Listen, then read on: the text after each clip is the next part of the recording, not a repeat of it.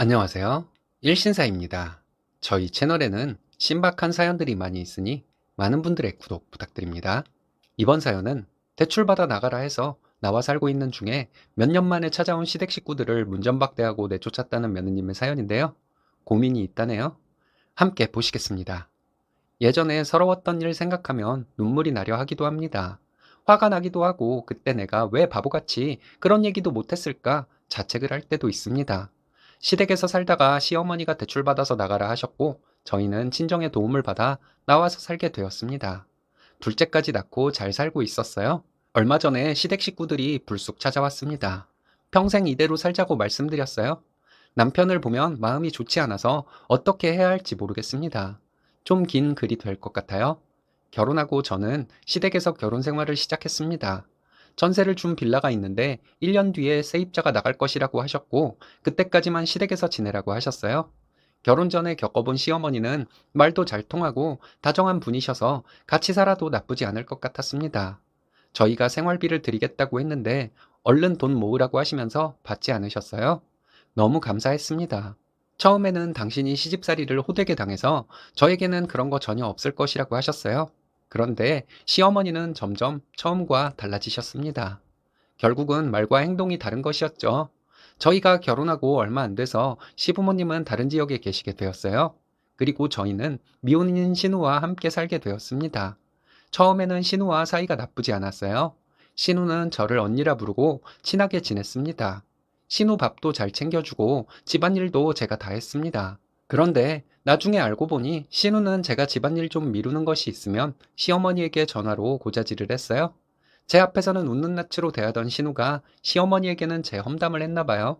시어머니의 잔소리가 들어오더라고요. 제가 임신 중이고 입덧을 좀 해서 남편에게 음식물 쓰레기 처리하는 것을 시켰더니 시어머니는 어떻게 하셨는지 일하는 애 그런 거 시키지 말고 저보고 하라고 저를 혼내시더군요. 신우는 자기가 먹은 그릇 설거지통에 놓고 그걸로 끝이었어요. 식탁을 닦아놓지도 않았고요. 빨래도 빨래통이 분명히 있는데 그 근처에다 벗어서 던져놓았습니다. 이런 행동들이 거슬리기도 하는데 저에 대해서 시어머니께 험담을 하는 신우가 곱게 보일 리가 없잖아요. 같이 살려면 서로 배려를 해야 하는 것 아닐까요? 저는 신우 옷도 빨고 개서 넣어주고 매일 청소도 하고 밥도 차려주었는데요.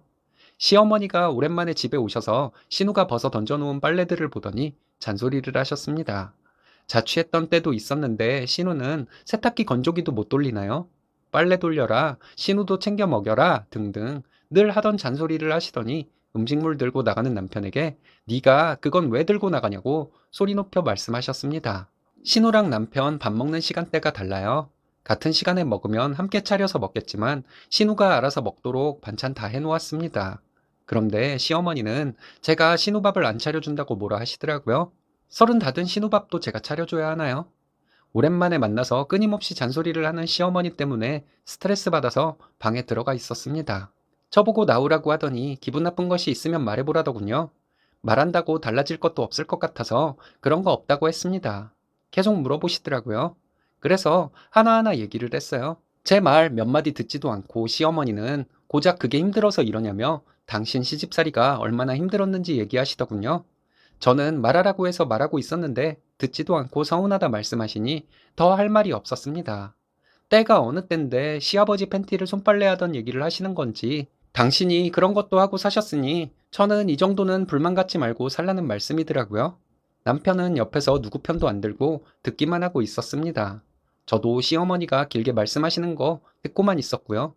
한참을 얘기하시더니 시어머니는 서운하다고 하시면서 남편과 저에게 대출받아서 이 집에서 나가라 하셨습니다. 시어머니한테는 신우가 아픈 손가락인가 봐요.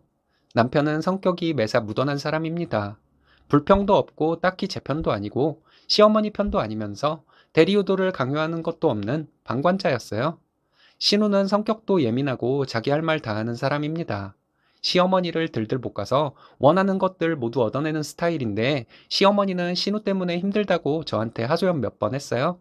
이게 지금도 생각하면 열받아요. 나도 감당하기 힘든 내 자식을 왜 며느리한테 뒤치다꺼리 하라고 하시는지. 시어머니에게 신우가 소중한 만큼 저도 저희 집에서 소중한 딸이라는 생각은 안 드셨을까요? 저도 저희 집에서는 귀한 딸이에요. 철없는 오빠에 비해서 야무지다고 저희 부모님이 정말 예뻐하셨어요. 저 임신한 후로 저희 부모님 매일 전화해 주셨습니다. 당신 아들, 딸을 위해 저 혼자 희생해야 하는데 그렇게 하지 않는다고 애초에 약속했던 것과 다르게 분가해 나가라고 하시니 정말 어이없었습니다. 경제력을 무기로 저를 협박하는 것 같아서 마음속에 반발심 말고는 남는 것이 없더라고요. 당신 생각과 다르면 태클 걸고 비난하던 시어머니니까요. 시어머니 나가시고 남편에게 우리 이제 어쩔 것이냐고 물었더니 저보고 안 해도 될 말을 해서 긁어부스럼을 만드냐 하더군요. 그 말 듣고 역시 넌 내 편이 아니구나 싶어서 당신은 내 아이 아빠로서 자격이 모자란다고 말하고 짐 싸서 친정으로 갔습니다. 저희 부모님은 걱정만 하고 계시고 저는 눈물만 났어요. 어차피 우리 아기 딸이라고 기뻐하지도 않는 시부모님을 비롯해서 시댁 식구들 모두 저희가 이혼한다고 해도 별 감흥도 없을 것 같았습니다. 남편은 며칠 있다가 찾아왔는데 와서는 저희 부모님께 싹싹 빌었습니다. 임신 중이니 지가 어쩌겠어? 하다가 제가 연락도 없고 하니 찾아온 것이었겠죠. 그리고는 남편은 저와 부모님께 대출을 받아서라도 분가를 하겠다고 말했어요. 친정에서 5개월 정도 신세를 지고 친정에서 좀 보태주시고 대출 받아서 지금 살고 있는 집으로 들어왔습니다. 혹시나 하는 마음에 말씀드려요. 저희 결혼할 때 시부모님이 1년 뒤에 계약 끝나면 집 해주신다고 해서 친정에서 예단 섭섭치 않게 챙겨드렸습니다. 그리고 집 인테리어 비용과 혼수 모두 저희 부모님이 해주신다 하셨어요. 저희 집 얻을 때 저희 부모님이 친정 가까이에 집을 마련하라고 하셨어요. 저희 엄마가 육아를 좀 도와주겠다고요. 그리고 첫째 낳고 2살 터울로 둘째를 낳았습니다. 저희가 집 얻어서 나왔더니 시어머니가 전화를 하셨더라고요. 그렇게 하고 나가니 속 시원하냐고 하시는데 시어머니 적반하장이 너무 어이없었네요. 속 시원하다고 대답해드렸죠. 휴지라도 사가지고 집들이 오신다고 하는데 남편과 얘기하라고 했습니다. 그리고 남편에게 아직은 시어머니 볼 자신이 없다고 했더니 남편이 알아서 처리해 주었습니다. 시어머니로부터 몇 번 전화가 왔었지만 도저히 전화를 받을 자신이 없었어요. 좋은 말 안 나올 것 같아서요. 처음에 저희 엄마도 상견례 때 시어머니 보시고 나서 같이 살아도 고생시킬 분은 아니라고 했습니다. 근데 막상 같이 살다 보니 부딪히게 되었고 1년만 참자고 버티고 살았는데 어쨌든 잘 안 되었네요. 나중에 생각해보니 시어머니는 말이 계속 바뀌었어요. 그리고 제가 그렇게 살다 나올 것이었으면 생활비 겸해서 다달이 얼마라도 드릴 걸 그랬구나 하고 후회를 했습니다. 둘째는 아들을 낳았어요. 남편이 어쩔까 하고 묻길래 알고는 계셔야 할 것 같아서 알려드리고 사진 보내드리라고 했습니다. 시부모님은 제가 병원과 조리원에 있을 때 찾아오신다고 하셨는데 남편이 오지 마시라고 말해주었습니다. 지금 둘째가 10개월이에요. 얼마 전에 시댁 식구들이 불쑥 찾아왔더라고요. 시어머니 하는 말씀이 해준다는 집도 마다하고 이렇게 나와서 고생을 하냐는데 남편이 먼저 성질을 냈습니다. 엄마가 대출받아서 나가래서 나온 것인데 왜 거짓말을 하냐고요? 시어머니는 화가 나서 한 말을 가지고 그러냐길래 제가 시어머니에게 말했어요. 여러 번 말씀하셨고 진심이 담겨 있는 것 같았다고요. 그리고 임신 중이니 네가 어쩔 건데 이런 마음도 있었을 것이고 경제력 가지고 협박하면서 저를 부려먹으려는 마음도 있었을 것이라고 했습니다. 남편도 내 마누라가 자기 동생 하녀처럼 사는 것이 싫어서 나온 것이라고 말하더라고요. 시어머니는 마음은 그게 아니었는데 너희들이 그렇게 생각했다면 어쩔 수 없다 하시더군요. 이게 사과인가요? 미안한 마음은 1도 없는 것이잖아요. 시어머니에게 제가 또 말했어요. 오늘은 문 앞에까지 오셔서 모른 채 할 수 없어서 어쩔 수 없이 문 열어드렸지만 이젠 찾아오시지 말라고요. 아버님과 신우는 아무 말이 없었습니다.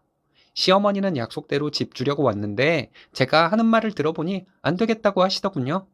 예전에도 약속해놓고 자꾸 말이 바뀌었고 결국에는 저희를 내쫓았는데 그 말은 어떻게 믿겠냐고 했죠. 바라는 것도 없고 우리는 이대로 잘 살면 되니까 저희에게 뭐 안 해주셔도 된다고 했습니다. 남편도 우리 그냥 잘 살게 냅두시라고 했고요. 언제까지 이렇게 살 것이냐고 물으시길래 평생이라고 간단히 대답해 드렸습니다. 시부모님은 안 좋은 표정으로 가셨어요. 처음에는 진짜 저희 시어머니 저에게 고맙다 하셨습니다. 그런데 점점 고마움보다는 당연시 여기셨고 저를 파출부 부리듯 대하셨어요. 그리고 신우 똑바로 챙기라고까지 하시니 정말 질려버린 것이었습니다. 자기 식구들을 그렇게 내쫓아버리듯이 했으니 남편은 많이 속상할 수도 있을 것 같아요. 시어머니가 잘못을 인정하거나 사과를 하지는 않았지만 남편을 생각하면 시댁과 다시 잘 지내볼까 하는 생각도 들고 마음이 많이 복잡합니다. 처음에는 반겨주시겠지만 다시 제자리일 것 같아 겁이 나기도 하고요. 여러분들이 저 같으면 어떻게 하시겠어요? 아이들도 크면서 알게 될 텐데 아이들도 생각해야 하고 마음이 많이 복잡합니다. 일단 단호한 태도로 시댁 식구들을 돌려보낸 것은 잘하신 것 같네요. 쓰니님이 앞으로 어떻게 해야 할지 여러분들의 생각은 어떤가요?